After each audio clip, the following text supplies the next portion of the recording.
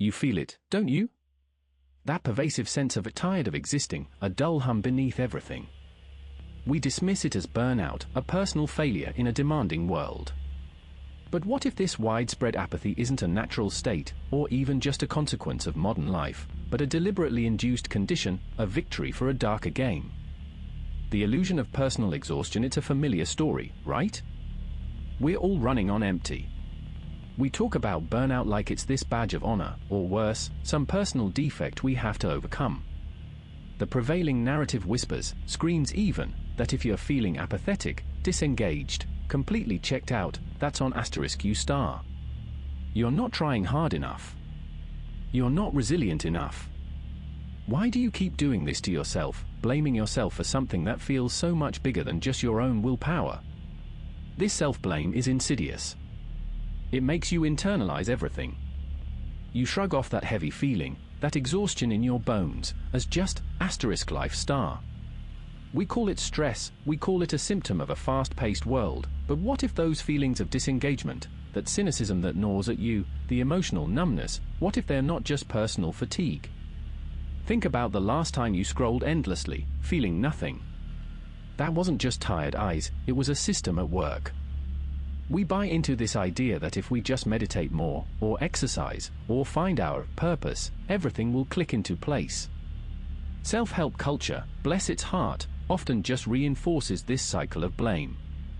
It tells you your lack of motivation is a personal failing, a character flaw. It creates this internal struggle, doesn't it?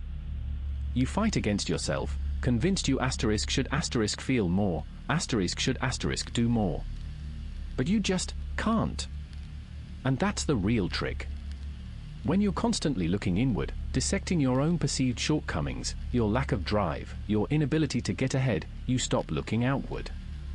You stop questioning the structures, the systems, the forces that might actually be causing this pervasive feeling. This framing keeps your eyes firmly on your own reflection, therefore blinding you to the puppeteer's strings.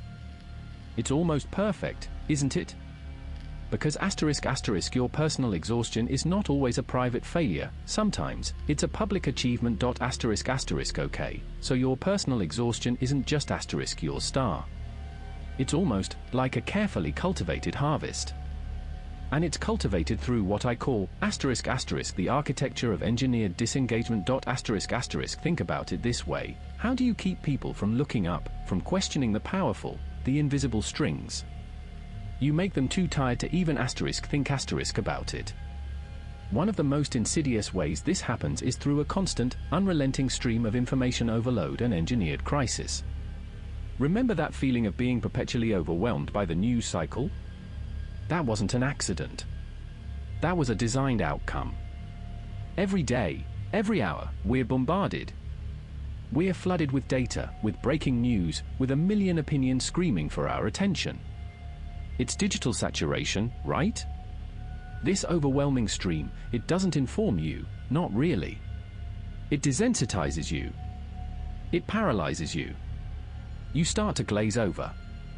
You just can't care about the 10th global crisis when you're still processing the first 3 from breakfast. And what happens then? You enter this cycle of performative outrage. We see something horrific, we feel that spike of anger, we share a post, maybe sign a petition online. We perform activism.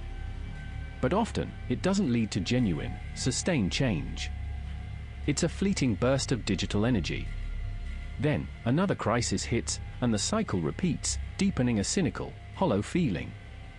You wonder, did anything I do even matter? That question, it's a killer for motivation. When everything demands your outrage, nothing truly earns your attention. It's like a fire alarm that never stops ringing. Eventually, you just tune it out. This constant bombardment by overwhelming problems without clear, immediate solutions, it's psychologically crushing. It fosters a feeling of utter powerlessness. You're told the world is ending, but given no tools, no clear path to fix it. So what's the natural human response to that? Disengagement. Apathy. A quiet retreat into your own small, manageable bubble. It's not because you don't care. It's because the system has made caring an exhausting, seemingly futile exercise. Okay, so you're exhausted, and that's exactly what they want. It's not accidental. This isn't just the natural wear and tear of modern life. It's a calculated strategy. We're talking about deliberate dark psychology tactics, gaslighting on a societal scale, manufactured consent, and the age-old divide and conquer playbook. They're deployed to ensure your apathy becomes their ultimate win. Think about it. Consider every time you've heard "it's too complicated" or "you just don't understand." Those phrases aren't just dismissals, they are lullabies to your critical mind. They make you doubt your own intelligence, your own intuition. You start thinking, maybe it is too much for me to grasp, so you disengage. This is gaslighting writ large, making you question your reality, your capacity to care, your ability to make sense of the world. And it works.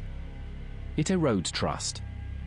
Not just in governments or traditional media, which we already half expect to be biased. It eats away at trust in experts, in science, and most dangerously, in each other. When you can't trust the information, when every source seems tainted, when even your friends are sharing widely different truths, collective action, well, it seems impossible, doesn't it? Who do you even join forces with? This brings us to the constant division. The relentless ideological polarization. It's a masterclass in us versus them narratives. They don't just want you to disagree, they want you to despise. They want you to see that other side as inherently wrong, dangerous, inhuman. This constant battle depletes your empathy, crushes any hope for shared purpose. You're too busy fighting a manufactured enemy to see the real forces at play, the ones actually benefiting from your distraction. Because make no mistake, someone always benefits. There are immense profit motives, vast power structures, that thrive when the populace is this exhausted, this fractured, this indifferent. They don't need to put you in chains. They don't need overt oppression. As the saying goes, and it's a chilling thought, the easiest way to control a population is not to oppress them, but to exhaust them into indifference. You're tired of existing feeling, it's a feature, not a bug, in their system. Okay, so you're tired of existing feeling, it's a feature, not a bug, in their system. And what does that feature do to us? It quietly, insidiously, it corrodes everything that makes a society function. This isn't just about you feeling drained.